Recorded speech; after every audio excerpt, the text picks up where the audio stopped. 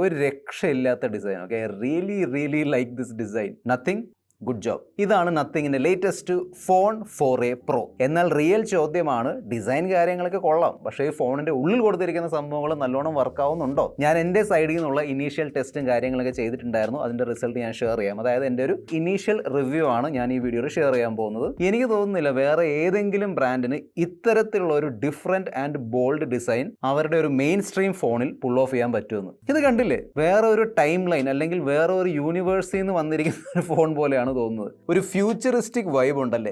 എന്നാൽ ഈ ഫോണിൻ്റെ ഏറ്റവും വലിയ ഹൈലൈറ്റ് ആണ് ഇതിൽ കൊടുത്തിരിക്കുന്ന യൂണി ബോഡി മെറ്റൽ ഡിസൈൻ. എന്ന് വെച്ചാൽ back panel and frame separate അല്ല. നമ്മൾ കഴിഞ്ഞ വർഷം കണ്ട iPhone 17 Pro Max ഉണ്ടായിരുന്നല്ലോ, അതിലുള്ളതുപോലുള്ള ഒരു യൂണി ബോഡി മെറ്റൽ കേസിംഗ് ആണ് ഇതിൻ്റെ ബാക്കിൽ കൊടുത്തിരിക്കുന്നത്. അതുകൊണ്ട് തന്നെ AC-യുടെ തണുപ്പിലിരിക്കുമ്പോഴേ ആ ഒരു തണുത്ത പ്രീമിയം കോൾഡ് ഫീൽ ഉണ്ടല്ലോ, അതിവിടെ കിട്ടുന്നുണ്ട്. സോ മേളുള്ള ഈ ഒരു ലെൻസ് ഉണ്ടല്ലോ, ഇതാണ് ഇതിൽ കൊടുത്തിരിക്കുന്ന പെരിസ്കോപ്പ് ക്യാമറ. താഴെ main camera ultra wide separate ആയിട്ട് ഒരുമിച്ച് വരുന്നുണ്ട്. പിന്നെ ഈ ക്യാമറ മോഡലിൻ്റെ മേളിൽ ഒരു ട്രാൻസ്പെറൻറ്റ് പ്ലാസ്റ്റിക്കിൻ്റെ ഒരു കേസിംഗ് ആണ് തന്നിരിക്കുന്നത്. സോ ട്രാൻസ്പെറൻറ്റ് ആയതുകൊണ്ട് ഉള്ളിലുള്ള ഈ സ്ക്രൂവും കാര്യങ്ങളൊക്കെ കാണാൻ കഴിയുന്നുണ്ട്. പിന്നെ ഒരു നീണ്ട ക്യാമറ മോഡൽ ആയതുകൊണ്ട് ഈ ഫോൺ ഇങ്ങനെ ടേബിളിൻ്റെ മേളിൽ വെച്ചുകൊണ്ട് നമ്മൾ ടൈപ്പ് ചെയ്യുമ്പോഴും വോബിൾ ചെയ്യുന്നില്ല, അതായത് അങ്ങോട്ടും ഇങ്ങോട്ടും ഇങ്ങനെ അനങ്ങുന്നില്ല. പിന്നെ റൈറ്റ് സൈഡിലുള്ള വലിയ റൗണ്ട് കണ്ടോ, ഇതാണ് നമ്മൾ കഴിഞ്ഞ വർഷം നത്തിങ് ഫോൺ 3 കണ്ട ഗ്ലിഫ് മാട്രിക്സ്. 137 LEDs കൂട്ടിച്ചേർത്തിട്ടാണ് ഈ ഗ്ലിഫ് മാട്രിക്സ് ഉണ്ടാക്കിയിരിക്കുന്നത്. ഈ ഗ്ലിഫ് മാട്രിക്സ് സപ്പോർട്ട് ചെയ്യുന്ന 10 പുതിയ റിംഗ് ടോൺസ് നത്തിങ് ഈ ഫോണിന്റെ കൂടെ തന്നിട്ടുണ്ട്. പിന്നെ ഈ ഫോൺ വെച്ച് വീഡിയോസ് ഷൂട്ട് ചെയ്യുമ്പോൾ ഇങ്ങനെ ബ്ലിങ്ക് ആവുന്ന അല്ലെങ്കിൽ മിന്നുന്ന റെഡ് ലൈറ്റും ഇവിടെ കൊടുത്തിട്ടുണ്ട്. അതായത് ഒരു പ്രോപ്പർ നത്തിങ് ഫോൺ ഡിസൈൻ ആണ് ഇതിൽ. പിന്നെ ഫോണിന്റെ ലെഫ്റ്റ് സൈഡിൽ എസെൻഷ്യൽ കീ വരുന്നുണ്ട്. ഇതിനെക്കുറിച്ച് നമുക്ക് സോഫ്റ്റ്വെയർ സെഗ്മെന്റിൽ സംസാരിക്കാം. 7.9 mm ആണ് തിക്നെസ്. നത്തിങ് പറയുന്നതനുസരിച്ച് ഇത് അവരുടെ ഏറ്റവും സ്ലിമസ്റ്റ് ഫോണാണ്. വെയിറ്റ് ആവറേജ് ആണ്, 210 gram ആണ്. പക്ഷെ നല്ല വെയിറ്റ് ബാലൻസിങ് കാര്യങ്ങളൊക്കെ ചെയ്തിട്ടുണ്ട്. അങ്ങനെ ഭയങ്കര ഹെവി ആയിട്ട് എനിക്ക് തോന്നിയില്ല. സിൽവർ, ബ്ലാക്ക്, പിങ്ക് ആണ് 3 കളർ ഓപ്ഷൻസ്. പക്ഷേ ഇവിടെ ഒരു കാര്യം എനിക്ക് മിസ്സിംഗ് ആയിട്ട് തോന്നി. അതായത് ഇപ്പം ഈ പ്രൈസ് സെഗ്മെന്റിൽ ഈസിലി നമുക്ക് IP68, 69, ഈവൻ 69K റേറ്റിംഗും വരുന്നുണ്ട്. ഇവിടെ IP65 റേറ്റിംഗ് ആണ് കൊടുത്തിരിക്കുന്നത്. ഞാൻ അൺബോക്സിംഗ് കാണിക്കാൻ മറന്നു. ഓക്കെ, അൺബോക്സിംഗ് കാണിച്ചു തരാം. നിങ്ങൾ ഫസ്റ്റ് ടൈമാണ് ഈ ചാനലിലേക്ക് വരുന്നതെങ്കിൽ സബ്സ്ക്രൈബ് ചെയ്യാൻ മറക്കണ്ട. കൂടുതൽ സമയം വേസ്റ്റ് ചെയ്യാതെ ലെറ്റ്സ് റോൾ. ടിപ്പിക്കൽ നത്തിങ് പാക്കേജിങ്ങിലാണ് വരുന്നത്. സോ അകത്തുള്ള ബോക്സ് പുറത്തേക്ക് എടുക്കാം. ബോക്സ് ഓപ്പൺ ചെയ്യുമ്പോൾ ഫോണുണ്ട്, TPU case, type C cable, documents and നത്തിങ്ങിന്റെ ട്രേഡ് മാർക്ക് സിം ടൂൾ. ഫോണിന്റെ ഫ്രണ്ടിൽ 6.83 ഇഞ്ച് സൈസുള്ള 1.5K റെസൊല്യൂഷൻ സപ്പോർട്ട് ചെയ്യുന്ന ഒരു വലിയ AMOLED ഡിസ്പ്ലേ ആണ് തന്നിരിക്കുന്നത്. 144 ഹെർട്സിന്റെ റിഫ്രഷ് റേറ്റ് ഉണ്ട്. ഫ്ലാറ്റ് ഡിസ്പ്ലേ ആണ്. പിന്നെ ചുറ്റുമുള്ള ബെസൽസ് കണ്ടില്ലേ, നല്ല സ്ലിം ആണ്, യൂണിഫോം ആണ്. സോ നല്ലൊരു വീഡിയോ വ്യൂയിങ് എക്സ്പീരിയൻസ് ആണ് കിട്ടുന്നത്. ഓക്കെ, നല്ല കളേഴ്സ് ഉണ്ട്, നല്ല ഡീറ്റെയിൽസ് ഉണ്ട്. ഈവൻ ബ്രൈറ്റ്നസ്സും എനിക്ക് ഓക്കെ ആയിട്ടാണ് തോന്നിയത്. ഇൻഡോർ ആണെങ്കിലും ഔട്ട്ഡോർ ആണെങ്കിലും കണ്ടില്ലേ, വീഡിയോസും ഫോട്ടോസും ടെക്സ്റ്റ് ഒക്കെ ഈസിലി വായിച്ചെടുക്കാൻ പറ്റുന്നുണ്ട്. യൂട്യൂബിൽ HDR വീഡിയോസ് നമുക്ക് പ്ലേ ചെയ്യാൻ കഴിയുന്നുണ്ട്. പക്ഷേ നെറ്റ്ഫ്ലിക്സിൽ HDRന് വേണ്ടിയുള്ള സർട്ടിഫിക്കേഷൻ ഒന്നും കൊടുത്തിട്ടില്ല. പിന്നെ ലോ ലൈറ്റ് അല്ലെങ്കിൽ ലോ ബ്രൈറ്റ്നസിൽ ഫ്ലിക്കറിംഗ് കുറയ്ക്കാൻ വേണ്ടിയുള്ള PWM ഡിമ്മിംഗ് ഒക്കെ കൊടുത്തിട്ടുണ്ട്. Gorilla Glass 7യുടെ പ്രൊട്ടക്ഷനോട് കൂടിയാണ് വരുന്നത്. Out of the box pre applied screen പ്രൊട്ടക്ടറും കൊടുത്തിട്ടുണ്ട്. എന്നാൽ ഞാൻ പ്രതീക്ഷിച്ച ഒരു അപ്ഗ്രേഡ് ഇവിടെ കണ്ടില്ല. അതാണ് അൾട്രാസോണിക് ഫിംഗർ പ്രിന്റ് സ്കാനർ. ഇപ്പം ഈ പ്രൈസ് റേഞ്ചിൽ കമ്പനികൾ അത് തന്നു തുടങ്ങിയിട്ടുണ്ട്. ഇവിടെ ഇപ്പോഴും ഓപ്റ്റിക്കൽ ഫിംഗർ പ്രിന്റ് സ്കാനർ ആണ് വരുന്നത്. നല്ലോണം വർക്ക് ആവുന്നുണ്ട്, അതിൽ ഇഷ്യൂ ഒന്നുമില്ല. ഡ്യുവൽ സ്റ്റീരിയോ സ്പീക്കേഴ്സ് ആണ് കൊടുത്തിരിക്കുന്നത്. അങ്ങനെ ഭയങ്കര ലൗഡ് അല്ല.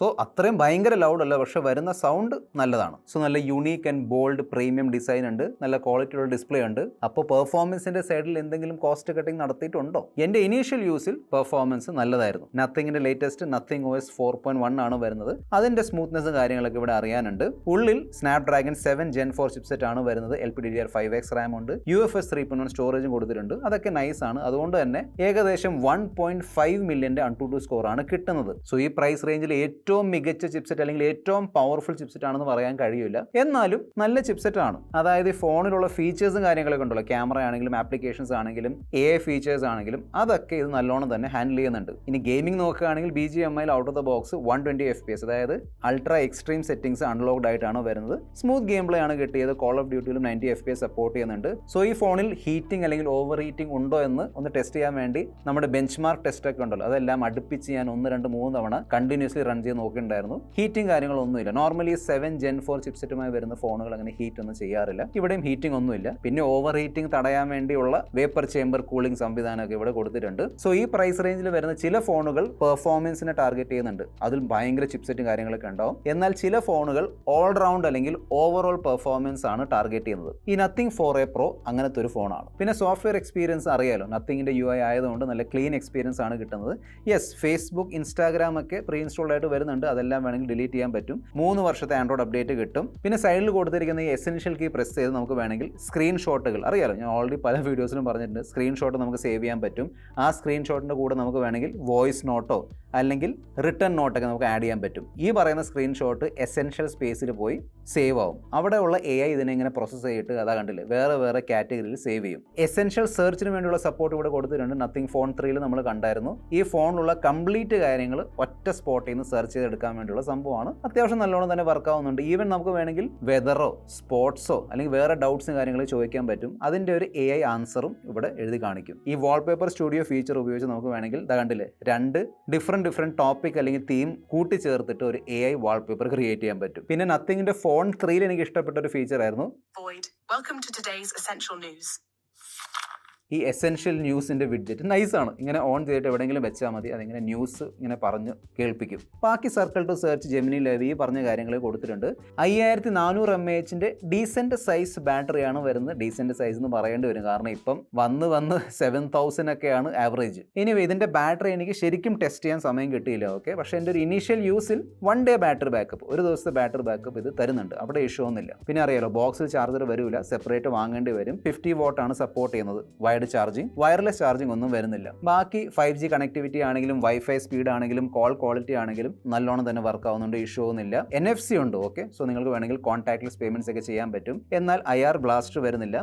പിന്നെ ഈ ഇന്ത്യൻ വെർഷനിൽ eSIM-ന് വേണ്ടിയുള്ള സപ്പോർട്ട് കൊടുത്തിട്ടില്ല. ഗ്ലോബൽ വേരിയന്റിൽ ഐ തിങ്ക് eSIM വരുന്നുണ്ട്. ഫോണിന്റെ പ്രൈസ് വെച്ച് നോക്കുമ്പോൾ നല്ല സോളിഡ് ഹാപ്റ്റിക് ഫീഡ്ബാക്ക് എക്സ്പീരിയൻസ് ആണ് കിട്ടുന്നത്. ഡെഡിക്കേറ്റഡ് മോട്ടോർസ് കാര്യങ്ങളെ കൊടുത്തിട്ടുണ്ട്. സോ അവിടെയും ഇഷ്യൂ ഇല്ല. ഇനിയാണ് നിങ്ങളിൽ പലരും കാത്തിരിക്കുന്ന സെഗ്മെന്റ്, അതായത് ഈ ഫ്യൂച്ചറിസ്റ്റിക് ക്യാമറ മോഡൽ ഉണ്ടല്ലോ, അതൊക്കെ കൊള്ളാം. പക്ഷേ ഈ ക്യാമറ വെച്ച് കിട്ടുന്ന ഫോട്ടോസും വീഡിയോസും എങ്ങനെയുണ്ട്? ആദ്യം സെൽഫി ക്യാമറയെ കുറിച്ച് പറഞ്ഞുതരാം. കാരണം എന്നെ ഭയങ്കരമായിട്ട് ഇംപ്രസ് ചെയ്തു സെൽഫി ക്യാമറ. നത്തിങ് നല്ല ഇമ്പ്രൂവ്മെന്റ് കൊണ്ടുവന്നിട്ടുണ്ട്. അതായത് സ്കിൻ ടോൺ ആണെങ്കിലും ബാക്ക്ഗ്രൗണ്ട് ബ്ലർ ആണെങ്കിലും ഈവൻ നമ്മുടെ ബാക്കിൽ ലൈറ്റ് ഉണ്ടെങ്കിലും ഓവറോൾ നല്ല ക്വാളിറ്റി ഉള്ള നല്ല ഡീറ്റെയിൽ ഉള്ള സെൽഫി ഫോട്ടോസ് ആണ് 32 മെഗാ പിക്സൽ സെൽഫി ക്യാമറ എടുത്തു തരുന്നത്. ട്രിപ്പിൾ ക്യാമറ സെറ്റപ്പ് ആണ് വരുന്നത്. 50 മെഗാ പിക്സലിന്റെ മെയിൻ ക്യാമറ, സോണി സെൻസർ ആണ്. 50 മെഗാ പിക്സലിന്റെ പെരിസ്കോപ്പ് 3.5x ഒപ്റ്റിക്കൽ സൂം ഉള്ള periscope camera and 8 megapixel റിവേഡ് ക്യാമറ.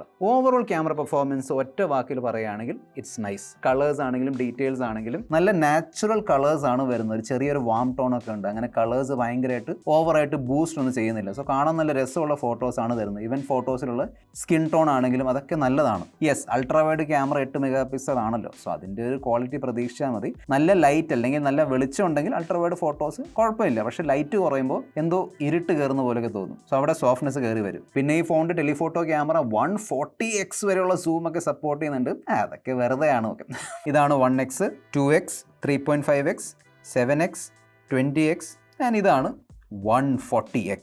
ഹ്യൂമൻ സബ്ജക്റ്റിലേക്ക് സൂം ചെയ്യുമ്പോൾ ഇതാണ് 1x, 2x, 3.5x and 7x. Skin tone കാര്യങ്ങളൊക്കെ നൈസാണ്, അങ്ങനെ ഇഷ്യൂ ഒന്നുമില്ല. പോർട്രേറ്റ് ഫോട്ടോസ് നോക്കുകയാണെങ്കിൽ ഇതാണ് 1x, 2x, 3.5, ഒന്നോടെ 1x, 2x, 3.5x. Okay, so edge direction ആണെങ്കിലും സ്കിൻ ടോൺ ആണെങ്കിലും മുടിയൊക്കെ ആണെങ്കിലും എടുത്ത് കാണിക്കുന്നുണ്ട്, നല്ലതാണ്. പിന്നെ നൈറ്റ് മോഡും സപ്പോർട്ട് ചെയ്യുന്നുണ്ട്. ചില night photos low light photos share ചെയ്യുന്നുണ്ട്. ഔട്ട്പുട്ട് എനിക്ക് ഡീസൻ്റ് ആയിട്ട് തോന്നി. ഗ്രെയിൻസ് കാര്യങ്ങളെ കുറവാണ്.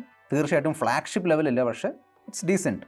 മാക്രോ മോഡ് സപ്പോർട്ട് ചെയ്യുന്നുണ്ട്. അത് 3.5x എടുത്താൽ മാത്രമേ മാക്രോ മോഡ് ഓൺ ആവുള്ളൂ. ഞാൻ ഫസ്റ്റ് വിചാരിച്ചത് ഇതിൻ്റെ പെരിസ്കോപ്പ് ക്യാമറ അല്ലെങ്കിൽ ടെലിഫോട്ടോ ക്യാമറ വെച്ചായിരിക്കും മാക്രോ എടുക്കുന്നത്. പക്ഷേ അങ്ങനെയല്ല, മെയിൻ ക്യാമറ വെച്ചാണ് എടുക്കുന്നത്. എന്താ നത്തിങ് പറ്റിക്കാൻ നോക്കുമായിരുന്നു. എനിവേ ഡീസെൻറ്റ് മാക്രോ ഫോട്ടോസ് എടുക്കാൻ പറ്റും. ഇതിൻ്റെ മെയിൻ ക്യാമറ വെച്ച് നമുക്ക് മാക്സിമം 4K 30 FPS വരെയുള്ള വീഡിയോസ് ഷൂട്ട് ചെയ്യാം. Video quality is surprisingly good. എനിക്ക് ഇഷ്ടപ്പെട്ടു. നല്ല വീഡിയോ ക്വാളിറ്റിയാണ്. പ്രത്യേകിച്ചും ഹ്യൂമൻ സബ്ജക്ട്സ്, അതായത് ആളുകളുടെ വീഡിയോസ് എടുക്കുമ്പോൾ സ്കിൻ ടോൺ കാര്യങ്ങളൊക്കെ നൈസാണ്. നല്ല ബ്രൈറ്റ് വീഡിയോസ് ആണ് തരുന്നത്. സോ ഇതാണ് നത്തിങ് 4A പ്രോയുടെ സെൽഫി ക്യാമറ പെർഫോമൻസ്.